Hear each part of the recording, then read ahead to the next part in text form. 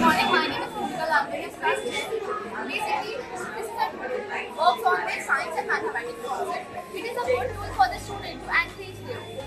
Now, how the tool works on the concept of physics and aerodynamics. Now, the question rises on this aerodynamics is used to lift, is used to shape, size, how the plane rises in the sky. It is totally based on that. And the principle who works on the physics and principle is lift, thrust, pressure, creates a pressure in the sky.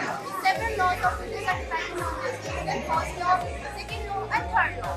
Okay? This is a remote control to control the plane forward, backward, right, and left. So, completing this.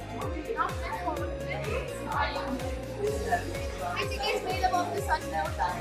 Now you can tell me what is the shape called. The shape called aerofoil. Okay? Which it is generated that it's like a pressure in it, controlling the pressure and moves in the sky. Forward in the sky, and this shape is known as aerofoil. This gives the pressure in the sky. There are several points. There are several points to check the speed, whether we are moving upward, forward, downward. There are several checkpoints.